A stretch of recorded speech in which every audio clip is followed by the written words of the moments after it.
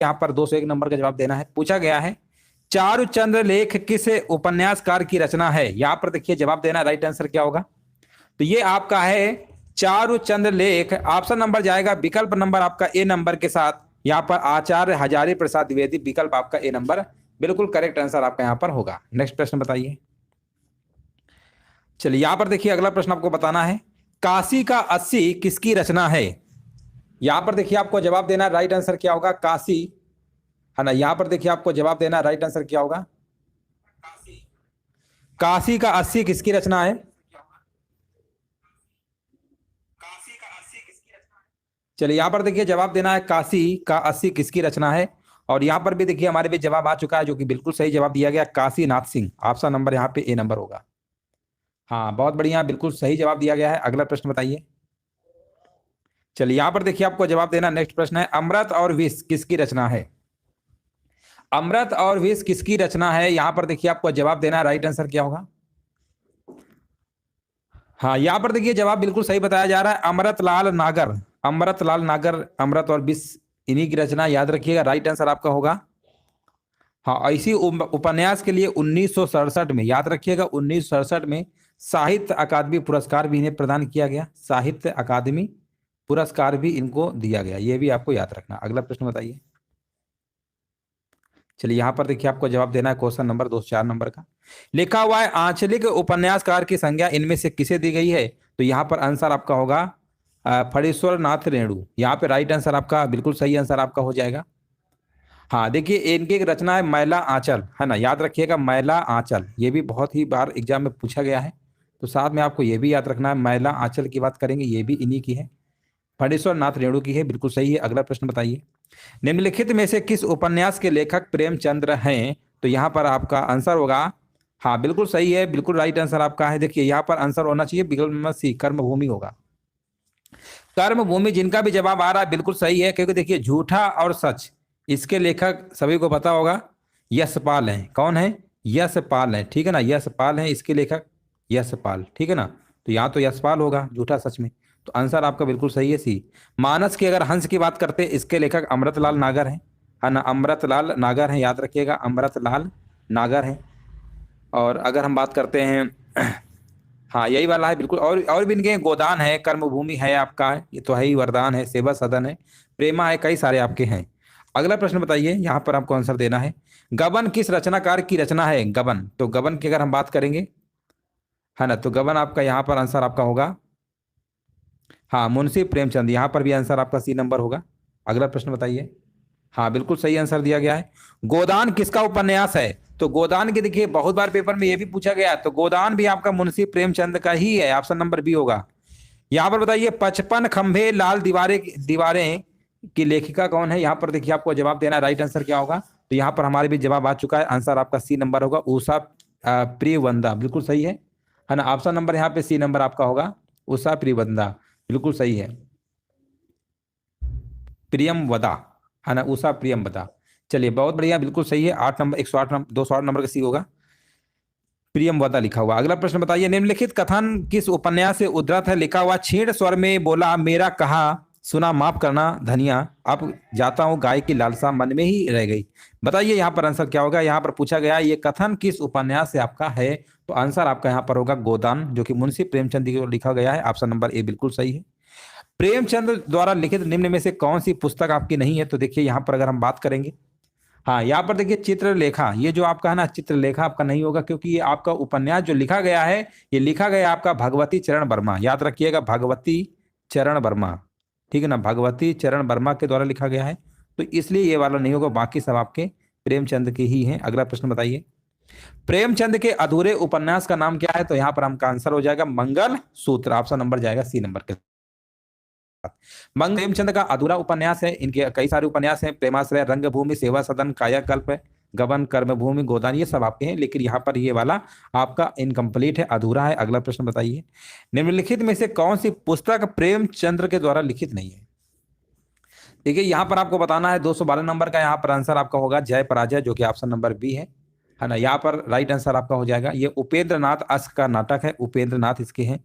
अगला प्रश्न बताइए, यहाँ पर लिखा हुआ है गोबर किस उपन्यास का पात्र है, तो गोबर की अगर हम बात करेंगे तो ये आपका आंसर हो जाएगा गोबर, जो आपका है प्रेमचंद लिखित उपन्यास गोदान का पात्र है। किसका पात्र है? गोदान, आंसर आपका सही होगा। यहां पर देखिए आपको बताना है लज्जा किस लेखक लेखिका की कृति है। तो लज्जा की अगर हम बात करेंगे इसकी लेखिका है तस्लीमा नसरीन, है ना। ऑप्शन नंबर यहाँ पे बी होगा। देखिए यहाँ पर अगर लेखक और लेखिका लगाया गया है शब्द, तो मोस्टली आंसर लेखिका की तरफ ही जाएगा, क्योंकि लेखिका क्यों लिखा गया है। अगर लेखक होते तो ये वर्ड ही नहीं लिखते, शब्द ही नहीं लिखते। तो आंसर थोड़ा कॉमन सेंस से भी आप लगा सकते हैं। यहीं पर फीमेल है, बाकी सब जेंट्स आपके नाम है। यहाँ पर बताइए इनमें से कौन सी रविंद्रनाथ टैगोर की रचना नहीं है। तो रविंद्रनाथ टैगोर की अगर हम रचना की बात करेंगे तो यहाँ पर आपका आंसर होगा चंद्रकांता। चंद्रकांता आपकी रविंद्रनाथ टैगोर जी की नहीं है, ये आपकी है हाँ देवकी नंदन खत्री की है। ऑप्शन नंबर यहाँ पे आंसर आपका बी नंबर बिल्कुल सही है। मृगनयनी किस लेखक की रचना, यहाँ पर देखिए आपको जवाब देना है। मृगनयनी जो उपन्यास है, यहाँ पे आंसर आपका हो जाएगा Vrindavan Lal Verma. Option number D होगा। देख लीजिए सभी का जवाब आ रहा है। नहीं, जैनेन्द्र नहीं है, यहाँ पर आंसर आपका डी नंबर बिल्कुल सही है। हाँ ना, बिल्कुल सही आंसर है आपका, यहाँ पर राइट आंसर आपका होगा। चलिए आगे हम बढ़ते हैं। यहां पर देखिए पूछा गया मुंशी तोताराम उपन्यासकार प्रेमचंद के द्वारा लिखित किस उपन्यास के पात्र हैं। देखिए किस उपन्यास के पात्र हैं आपको बताना है। यहां पर लिखा हुआ है मुंशी तोताराम उपन्यासकार प्रेमचंद के द्वारा लिखित किस उपन्यास के पात्र हैं। यहाँ पे आंसर बताना क्या होगा। तो यहाँ पे आंसर आपका होगा निर्मला। देखिए निर्मला ऑप्शन में दिया है कि नहीं दिया, निर्मला होना चाहिए। और जो कि ऑप्शन दिया गया है बिल्कुल सही है, सी नंबर आपका करेक्ट आंसर आपका होगा। अगला प्रश्न है आपकी स्क्रीन पर, प्रेमचंद के किस उपन्यास का प्रमुख पात्र सूरदास है। यहां पर देखिए आपको जवाब देना है प्रेमचंद के किस उपन्यास का प्रमुख पात्र सूरदास है। तो यहां पे आंसर जाएगा विकल्प नंबर डी के साथ रंगभूमि। रंगभूमि यहां पर बिल्कुल करेक्ट आंसर है। प्रेमचंद के प्रसिद्ध उपन्यास रंगभूमि का नायक था सूरदास, बिल्कुल सही, ऑप्शन नंबर डी होगा। अगला प्रश्न बताइए। गुनाहों के देवता, ये प्रश्न जो है बार बार एग्जाम में पूछा जा रहा है, कई बार पूछा भी गया है। गुनाहों के देवता के लेखक कौन है। तो याद रखिएगा धर्मवीर भारती। ऑप्शन नंबर आपका ए नंबर सही है। भगवती चरण वर्मा की पुस्तक कौन सी है। तो अभी हमने जस्ट कराया था चित्रलेखा, अभी जस्ट एक प्रश्न कराया था, उसमें हमने कराया था कि प्रेमचंद कौन सा आपकी पुस्तक नहीं थी, तो हमने कहा था चित्रलेखा है। और बताया भी था कि चित्रलेखा के जो आपके यहाँ रचनाकार कौन है, भगवती चरण वर्मा। ऑप्शन नंबर यहाँ पे सी बिल्कुल सही है। देखिए बहुत सारे प्रश्न ऐसे होते हैं जो बार बार घुमा के एक दो तरीके से पूछे जाते हैं, रिपीट होते रहते हैं। कितने पाकिस्तान के लेखक कौन है। तो कितने पाकिस्तान के लेखक की अगर हम बात करेंगे तो यहाँ पे आंसर आपका कमलेश्वर होगा। विकल्प आपका ए नंबर सही है। हाँ बिल्कुल सही है, ए नंबर यहाँ पे आंसर आपका बिल्कुल सही है। सिरिल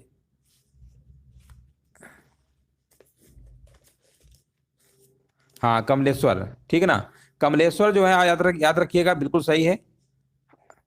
नहीं, श्रीलाल शुक्ल नहीं होगा, श्रीलाल शुक्ल आपका नहीं है। श्रीलाल शुक्ल आप ये आपका नहीं होगा, ऑप्शन नंबर पहला ही है ना, ये वाला आपका सही होगा।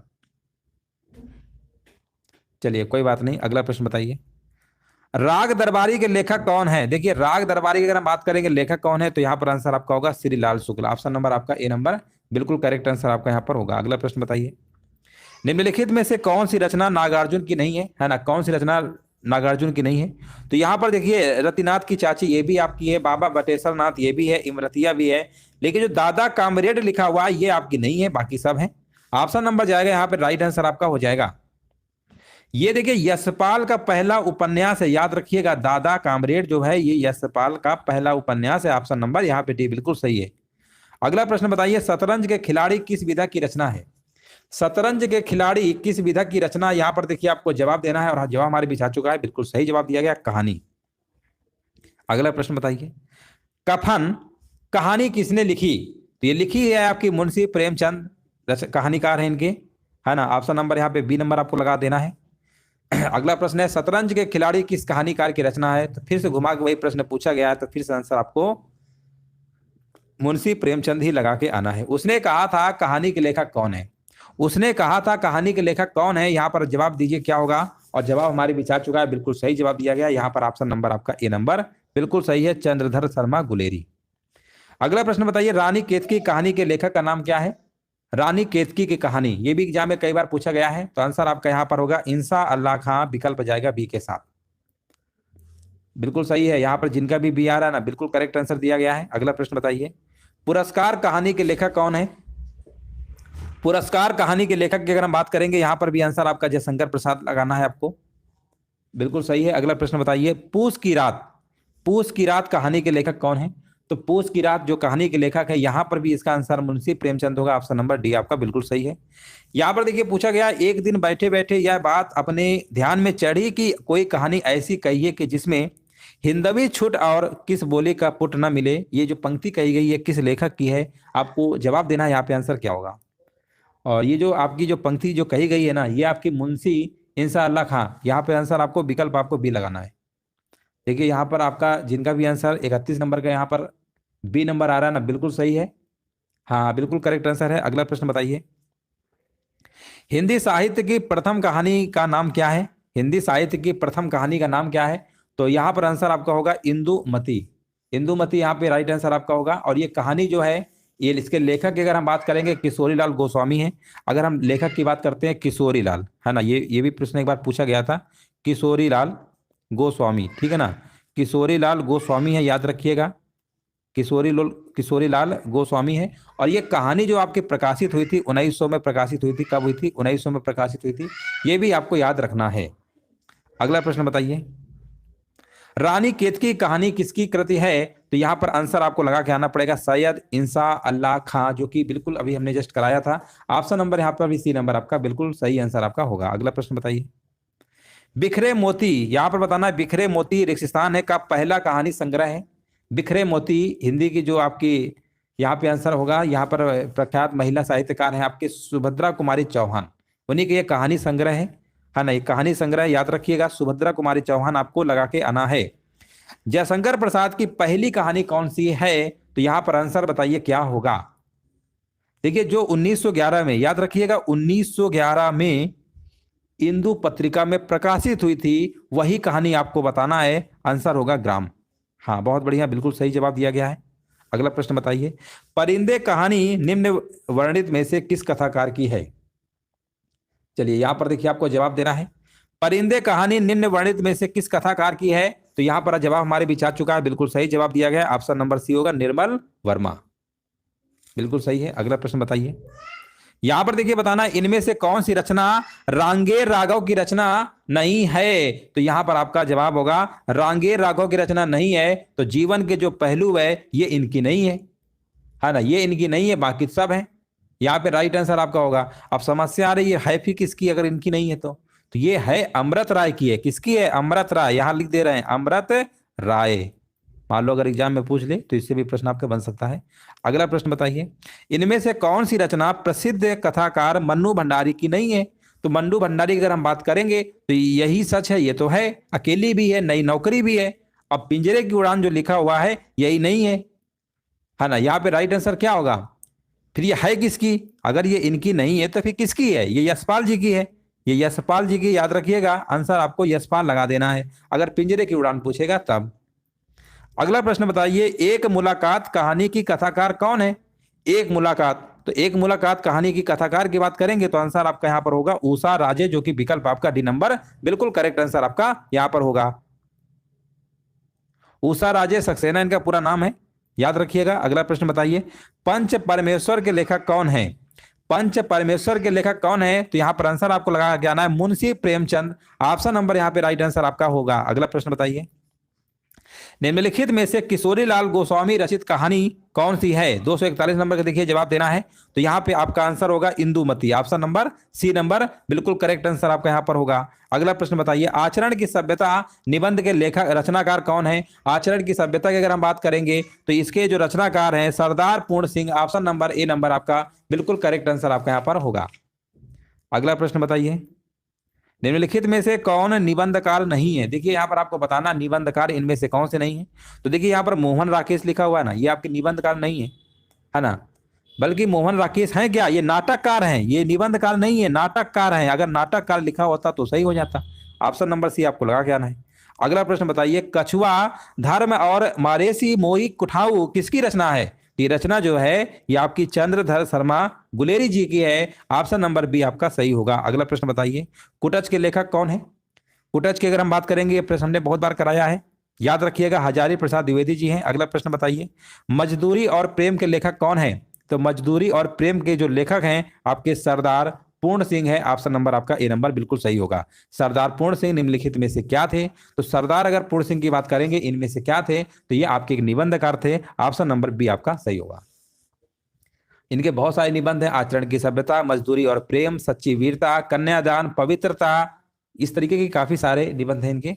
अगला प्रश्न बताइए, चिंतामणि किसके निबंधों का संग्रह है? ये बहुत बार पेपर में पूछा गया है। ऑप्शन नंबर यहाँ पर क्या होगा? रामचंद्र शुक्ल जी लगा के आना है। ऑप्शन नंबर आपका यहाँ पर ए नंबर बिल्कुल सही है। यहाँ पर बताइए, साधारणीकरण और व्यक्ति वैचित्र्यवाद निबंध के लेखक कौन है? तो यहाँ पर आपका आंसर होगा आचार्य रामचंद्र शुक्ल, जो कि ऑप्शन नंबर आपका ए नंबर बिल्कुल करेक्ट आंसर आपका होगा। अगला प्रश्न बताइए, निम्नलिखित में से हजारी प्रसाद द्विवेदी द्वारा रचित निबंध कौन सा है? तो अगर हम निबंध की बात करेंगे तो यहाँ पर आपका आंसर है कुटज, जो कि अभी हमने प्रीवियस वीडियो में अभी जस्ट कराया था। अगला प्रश्न बताइए, अन्या से अनन्या आत्मकथा किसकी है? अन्या से अनन्या, चलिए कमेंट करते रहिए, वीडियो को सभी लोग लाइक शेयर जरूर कर दीजिएगा। और यहाँ पर देखिए जवाब हमारे बीच आ चुका है, जो कि बिल्कुल करेक्ट आंसर दिया गया, Prabha Khaitan. Option number B होगा, अन्या से अनन्या। चलिए 51 नंबर का, हाँ बी बिल्कुल सही है। सबसे पहले आत्मकथा हिंदी में किसने लिखी? तो सबसे पहले किसने लिखी आपको बताना है, तो आंसर यहाँ पर क्या होगा बताइए। बहुत बढ़िया, बिल्कुल सही है, श्याम सुंदर दास। ऑप्शन नंबर आपका ए नंबर बिल्कुल करेक्ट आंसर आपका यहाँ पर होगा। अगला प्रश्न बताइए, निम्न में से कौन सी जीवनी है? कौन इसमें जीवनी है? अगर जीवनी की बात करेंगे ना, तो जीवनी आपकी विष्णु प्रभाकर द्वारा रचित आपका है ना। ये आपकी कौन सी है? हाँ, आवारा मसीहा, ये आपकी जीवनी है। इसके लेखक की बात करेंगे, शरत चंद्र चट्टोपाध्याय है, उन्हीं की जीवनी है। याद रखिएगा, शरत चंद्र चट्टोपाध्याय, है ना, शरत चंद्र चट्टोपाध्याय की है। ऑप्शन नंबर यहाँ पे सी बिल्कुल सही है। पंडित बनारसी दास द्वारा लिखित हिंदी की पहली आत्मकथा का नाम क्या है? तो यहाँ पर आंसर आपका होगा अर्ध कथानक। विकल्प नंबर आपका डी नंबर बिल्कुल करेक्ट आंसर आपका यहाँ पर हो जाएगा। ब्रज भाषा में रचना की गई है ना। यहाँ पर आंसर आपका डी नंबर है। जीवनी क्या है? तो जीवनी होती क्या है? देखिए, जीवनी और आत्मकथा, ऑटोबायोग्राफी और ये बायोग्राफी। जीवनी जीवनी जो होता है ना, किसी दूसरे व्यक्ति के द्वारा लिखी जाती है, और आत्मकथा जो होती है वो स्वयं खुद ही लिखी जाती है अपनी कहानी। तो आंसर आपको यहाँ पर लगा देना है। माटी की मूर्तें किस लेखक की रचना है? आंसर आपका जाएगा विकल्प नंबर डी के साथ, राम वृक्ष बेनीपुरी। ऑप्शन नंबर डी होगा। दीप जले शंख बजे किस रचनाकार की कृति है ना। यहाँ पर आपको बताना आंसर क्या होगा। तो यहाँ पर जवाब आ चुका है, कह रहे हैं बी नंबर होगा, कन्हैया लाल मिश्र प्रभाकर। क्या बात है, बिल्कुल सही जवाब है, बिल्कुल राइट आंसर दिया गया। अगला प्रश्न बताइए, हिंदी रेखा चित्र का विकास यहाँ पर किसके बाद हुआ था? तो ये हुआ था आपका 1936 के बाद। कब हुआ था? 1936। ऑप्शन नंबर यहाँ पे आपको लगा के आना है बी नंबर। यहाँ पर देखिए आपको बताना है, भक्ति निरीक्षण स्थान है का प्रसिद्ध, फिर स्थान है, रेखा चित्र है, स्थानों की पूर्ति करना है। तो भक्ति ये जो आपका है महादेवी वर्मा का प्रसिद्ध संस्मरण रेखा चित्र है। तो यहाँ पे आपको आंसर लगा के आना पड़ेगा महादेवी वर्मा, और संस्मरण छायावादी का भी कवित्री कही जाती है महादेवी वर्मा। अगला प्रश्न बताइए, अतीत के चलचित्र किसकी रचना है? तो यहाँ पर आपको आंसर लगा के आना है अतीत के चलचित्र, यानी यहाँ पर भी महादेवी वर्मा आपको लगा के आना है। हिंदी में रिपोर्टाज विधा का जनक किसे माना जाता है हिंदी में? तो यहाँ पर आपका माना जाता है शिवदान सिंह चौहान जी को। ऑप्शन नंबर आपको सी नंबर लगा के आना है। अगला प्रश्न बताइए, किन्नर यानी देश में रिक्त स्थान, यहाँ पर डैश है, यात्रा संस्मरण के लेखक कौन है? किन्नर देश में यात्रा संस्मरण के लेखक कौन है? यहाँ पर आपका जवाब होगा राहुल सांस्कृत्यायन, जो कि ऑप्शन नंबर डी आपका बिल्कुल करेक्ट आंसर आपका यहाँ पे राइट आंसर आपका हो जाएगा। और भी इनकी है, जैसे मेरी तिब्बत यात्रा, है ना, घुमक्कड़ शास्त्र, यात्रा के पन्ने, है ना, काफी सारी इनकी यात्रा साहित्य मतलब रिलेटेड है, काफी सारी हैं, संस्मरण है आपके। अगला प्रश्न बताइए, राम वृक्ष बेनीपुरी की रचना माटी की मूर्तें माटी की मूर्तें किस साहित्यिक विधा से संबंधित है? तो ये आपका है ऑप्शन नंबर सी होगा, रेखा चित्र, जो कि ऑप्शन नंबर सी आपका बिल्कुल सही है। भारत में मार्क्सवादी चिंतन परंपरा और समालोचना के समर्थ प्रवक्ता हैं। तो यहाँ पे आंसर आपका हो जाएगा डॉक्टर रामविलास शर्मा, जो कि ऑप्शन नंबर बी आपका सही आंसर आपका होगा। भारत में मार्क्सवादी चिंतन परंपरा और समालोचना के समर्थ जो प्रवक्ता है आपके डॉक्टर रामविलास शर्मा जी हैं। अगला प्रश्न बताइए, प्रेमचंद शताब्दियों से पदचित दलित अपमानित और उपेक्षित कृषकों की आवाज थी, ये कथन किसका है? तो ये कथन आपका है संपूर्णानंद। आंसर आपको लगा के आना है option number a number Sampurnanand ji का है। अगला प्रश्न बताइए, साहित्य जनता की चित्तवृत्तियों का संचित प्रतिबिंब है, ये उक्ति किसकी है? तो ये उक्ति जो आपकी है आंसर आपका जाएगा रामचंद्र शुक्ल के साथ। ऑप्शन नंबर डी आपका सही है। अगला प्रश्न बताइए, आचार्य रामचंद्र शुक्ल का हिंदी साहित्य में किस विधा में प्रवेश हुआ? तो किस विधा में प्रवेश हुआ था, यहाँ पर आंसर आपका हो जाएगा आलोचना। विकल्प आपका यहाँ पर ए नंबर बिल्कुल करेक्ट आंसर आपका यहाँ पर होगा, आलोचना विधा में आपका हुआ था। अगला प्रश्न बताइए। हाँ बिल्कुल सही है, अगला प्रश्न बताइए। रस मीमांसा इन्हीं का तो है आपका विधा। अगला प्रश्न बताइए। हरिशंकर परसाई जी किस तरीके की साहित्य रचना के लिए जाने जाते हैं? हरिशंकर परसाई की अगर हम बात करेंगे तो आंसर आपका यहाँ पर व्यंग्य हो जाएगा, ऑप्शन नंबर डी आपका सही है। ठिठुरता हुआ गणतंत्र इस व्यंग्य संग्रह के व्यंग्यकार कौन है? ठिठुरता हुआ गणतंत्र इस व्यंग्य संग्रह के जो आपके व्यंग्यकार है, ऑप्शन जाएगा हरिशंकर परसाई, जो कि ऑप्शन नंबर डी आपका लिखा हुआ है। यहां पर देखिए बताना है अंधा युग के रचनाकार कौन है। अंधा युग ये भी पेपर में कई बार पूछा गया है, तो याद रखिएगा यहाँ पर आंसर आपको धर्मवीर भारती लगा के आना है, जो कि यहाँ पर बिल्कुल करेक्ट आंसर आपका यहाँ पर हो जाएगा। हाँ बिल्कुल सही जवाब है। अगला प्रश्न बताइए।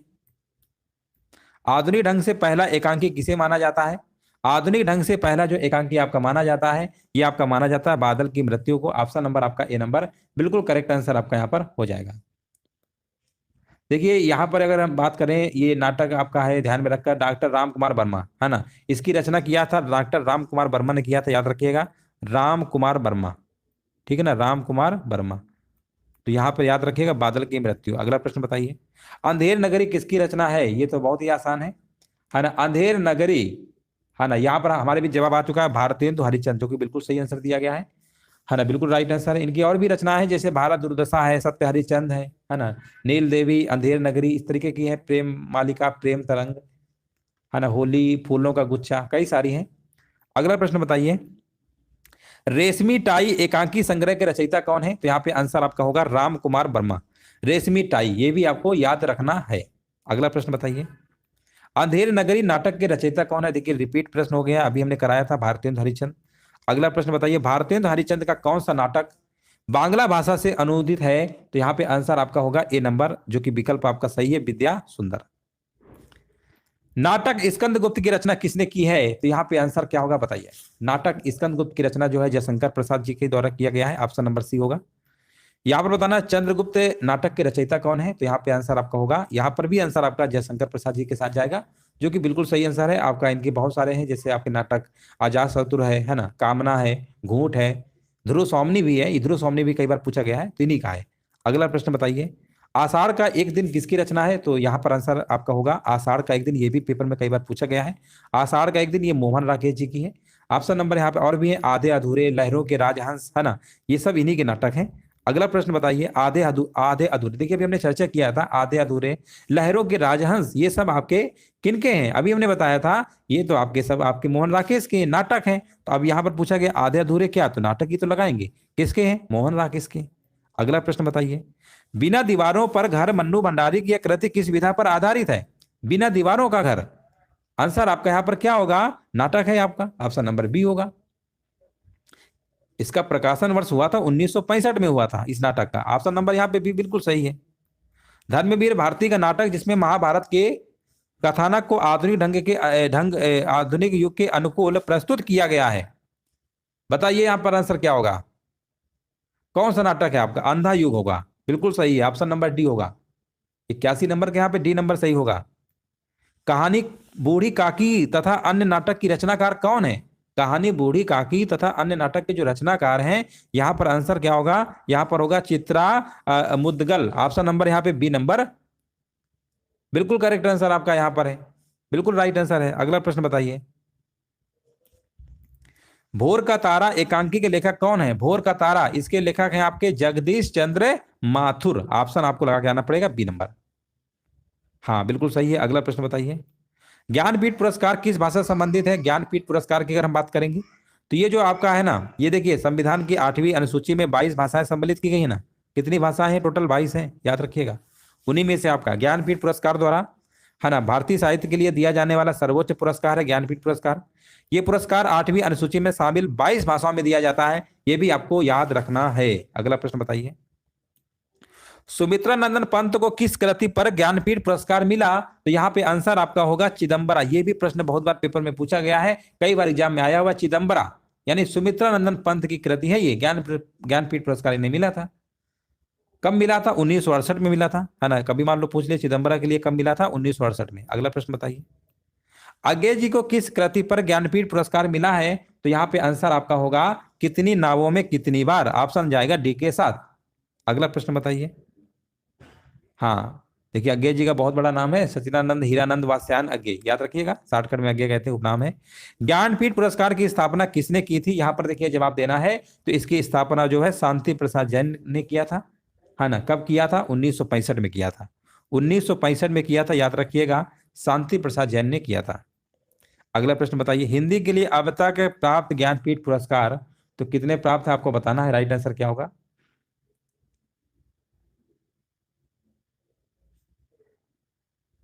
देखिए 1968 में पंत जी को तो पहले चिदम्बरम को मिला था, बिल्कुल बात सही है ना। तो यहाँ पर बताइए क्या आंसर होगा।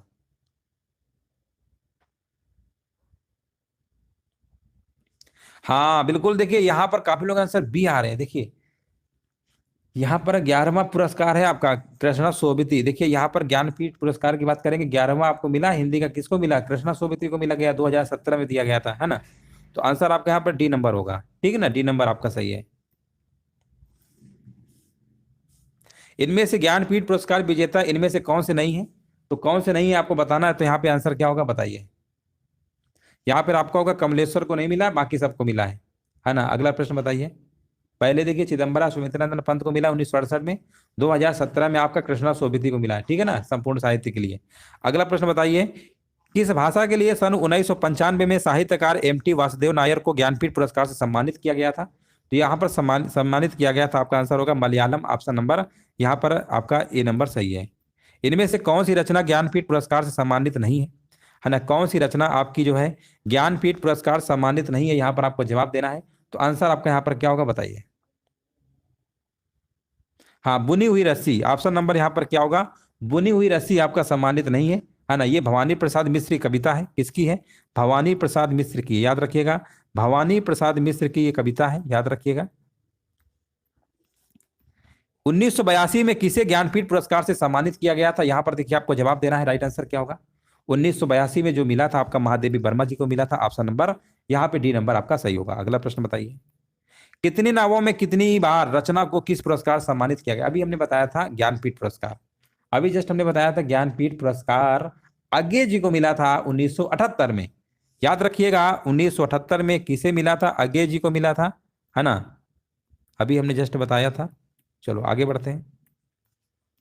महादेवी वर्मा को ज्ञानपीठ पुरस्कार किस कृति पर मिला था? तो ये मिला था आपका शांत, यहाँ पर आंसर बताइए क्या होगा। यहाँ पर आपका मिला था यामा, बिल्कुल सही है, यामा होगा। यामा, यामा 1982 मिला था, कब? 1982 मिला था यामा। चलिए आगे बढ़ते हैं। ज्ञानपीठ पुरस्कार की स्थापना किसने किया था? तो ये किया था आपका शांति प्रसाद जैन ने किया था। कब किया था? 1965 में किया था। कब किया था? 1965 में किया था, ये 5 लिखा हुआ है, ध्यान दीजिएगा, 1965 में आपका किया गया था। ज्ञानपीठ कितनी भाषाओं में दिया जाता है? अभी हमने जस्ट बताया था 22 भाषाओं में दिया जाता है, जो कि संविधान की 8वीं अनुसूची में बताया गया है। कितनी भाषाएं? 22 हैं। साहित्य अकादमी पुरस्कार कितनी भाषाओं के लिए प्रदान किया जाता है? साहित्य अकादमी अगर हम पुरस्कार की बात करेंगे तो ये प्रदान किया जाता है आपका 24 भाषाओं में। कौन सी? 24 भाषाओं में, इसमें राजस्थानी और अंग्रेजी भी शामिल है, 22 भाषाओं के अलावा। ऑप्शन आपका यहाँ पर बी होगा।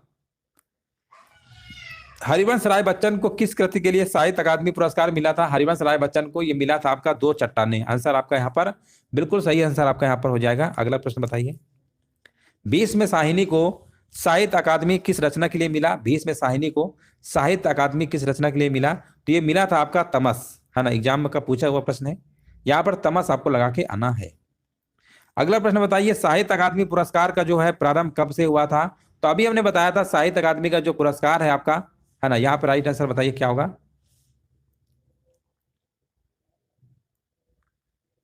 हाँ, ये जो आपका शुरुआत है आपका 1955 में हुआ था, है ना। साहित्य अकादमी पुरस्कार 1955 में शुरुआत हुआ था। और ये सबसे पहले किसे मिला था? माखन लाल चतुर्वेदी को मिला था, याद रखिएगा, माखन लाल चतुर्वेदी को मिला था, ठीक है ना। और हिम तरंगिणी के लिए मिला था, याद रखिएगा, हिम तरंगिणी के लिए मिला था। लेकिन अब आप कहेंगे इसमें तो ऑप्शन ही नहीं दिया है 1955, तो यहाँ पर ऑप्शन को यहाँ पर करेक्ट कर लीजिए, यहाँ पर 55 कर लीजिए, ऑप्शन मिस्टेक है, ए नंबर आपको लगा देना है, 1955 कर लीजिए, है ना, 1955 कर लीजिए, यहाँ पे राइट आंसर आपका यहाँ पर हो जाएगा, यहाँ पे ए नंबर आपका सही हो जाएगा। चलिए, बहुत बहुत धन्यवाद आप सभी का। और आपके टॉप 100 प्रश्न कंप्लीट हो चुके हैं। वीडियो को सभी लोग लाइक शेयर कर दीजिएगा। और कितने प्रश्न आपके सही हुए हैं कमेंट करके जरूर बता दीजिए। इसके पहले जो 200 प्रश्न आपके थे वो हमने प्ले लिस्ट में ऑलरेडी बना दिया, वहां से आप